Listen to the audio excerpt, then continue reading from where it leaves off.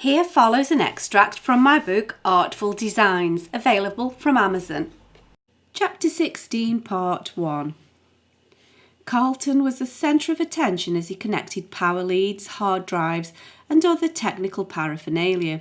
He conveyed the atmosphere of an alchemist setting out his chemical apparatus, and the twinkle in his eye suggested that he was certain of creating pure gold. I know that we've worked under the radar in the past, but this is a legitimate service that you're providing. You can put in an invoice for your services rendered, although I'm hoping that you'll quote mates rates on this one, said James. Carlton waved aside the prospect of payment and opened the lid of his laptop. The security guard was correct when he said that he couldn't see any anomalies, said Carlton, but the smirk that was breaking through indicated that this wasn't the end of the story. The poor chap could have saved himself a few dreary, sleepless nights, as the human eye would never have been able to spot it. The question that was in everybody's mind was, spot what? But the point was so glaringly obvious that nobody bothered to voice it. Instead, DCI James, Sergeant Maddox, Drew and Beth all leaned in a little closer. There's no doubt all the security footage looks like business as usual, even at more than a mere glance, but that really isn't the case at all, said Carlton. I'm not sure that what I've discovered will bring you any closer to finding a painting or a murderer, but although it looks like a lot of ad hoc wandering to our eyes, I'm afraid that the camera does indeed tell lies. In actual fact, there is a lot of repeated movement, which in real life simply can't have happened. Nobody ever walks in exactly the same way, using the same number of steps with the same body motions, and yet this is exactly what we have on these discs. You mean that the recording is actually old footage copied and pasted onto these recordings? Asked Maddox. It's a little more sophisticated than that, but in a nutshell, yes, said Carlton. You say sophisticated, said James. Exactly how sophisticated? Would you need to be a professional to make that false recording? Oh no, most YouTubers would have the appropriate software. It doesn't take too much to get to grips with the program if you're reasonably computer literate. After that, it's just time and effort. Anybody with basic editing software could pull it off, said Carlton. Finding it is another story, though. I'll ask you to write an official report with all the jargon, of course, but would you distill it down into terms that we mortals could understand just for now, said James. Carlton responded with a nod and explained. There's so much security footage out there, it's physically impossible to view it all and scrutinise it. Gait recognition programs have been developed to find common stances that occur in situations such as carrying a weapon or planting a bomb so as to quickly comb through the footage and flag any potential threats. It's still in the developmental stages at present. However, it has been suggested that there are similarities in walking patterns, strides and body posture when a person is carrying a concealed weapon or walking away from making a drop. These common denominators are referred to as human gait DNA. And when superimposed over security film, the algorithms can detect potentially dangerous situations, whereas a team of observers would never get through the material in time. I took a chance and ran your footage through this process, thinking it might flag up a few clues. What I didn't expect was for it to find absolute carbon copies of movement, alike in every minuscule detail. It's irrelevant that sometimes a figure is walking in the opposite direction or is set against a different background. It's simply not possible for a human to replicate movement so consistently in such microscopic detail. How are they walking in the opposite direction? And who exactly are they? Asked James. Flipping an image can be done in a single click. Superimposing the video is more involved. You'd have to do quite a bit of editing and green screen work, but it's still manageable, said Carlton. Actually, there are some bits when the video does seem a bit ropey, but you'd have to know to look for it before you'd notice it. The poor quality of the security cameras helped there. It's a bit grainy, and that covers a multitude of cinematic sins. As far as who is altered, I'd say that pretty much everybody at the gallery has been given the treatment. In each of your cases, a good hour or so is repeated footage one way or another. You'd have to have access to the security suite, which means that it has to be an inside job, said Drew. We thought that was the case before, but now it's an absolute certainty. There's no possible alternative.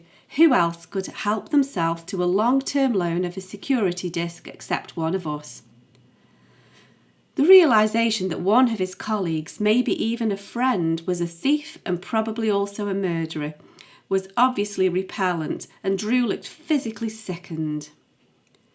My friend Brian is going to be very upset when he realises how he's been duped, said James.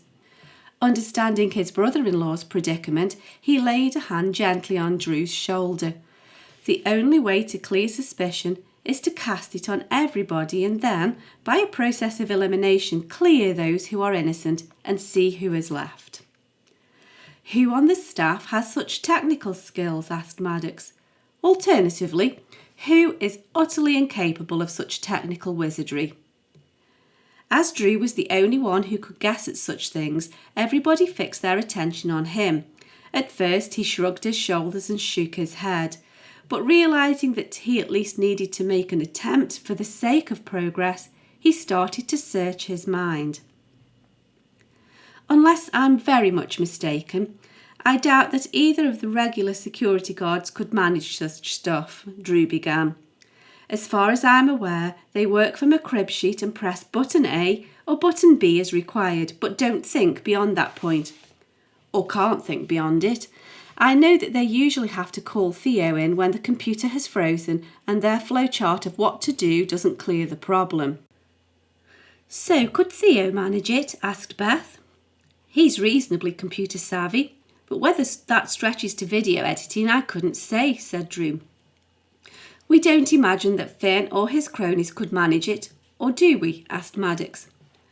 I think that anyone in their age group could make a good go of it. They were all born with a computer mouse in their hand, said Maddox.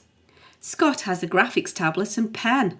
Not a mouse, that much I do know, said Drew. Actually, I think he has a YouTube channel too. He posts time-lapse videos of his artwork, the ones he can own up to.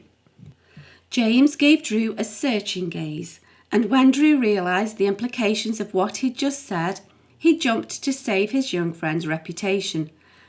I know you think that clinches it, but it doesn't, said Drew. Every one of his peer group has a YouTube channel.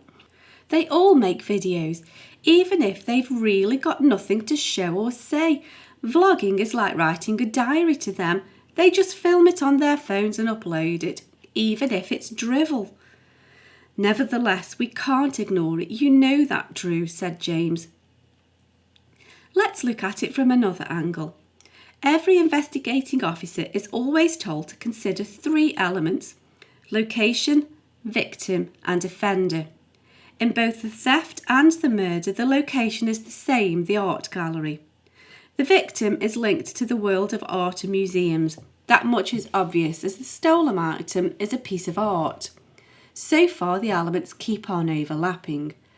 Let's now consider the potential offender. At this point, James came to an abrupt stop. Remembering his role as mentor to Maddox, he turned to his protégé and began a lesson in deduction. Maddox, I know you've been cramming the police manual. What can you tell us about any possible motive in either of these cases? Maddox blushed now that his aspirations for career progression had been revealed, but James soon reassured him that he wasn't in for a ribbing.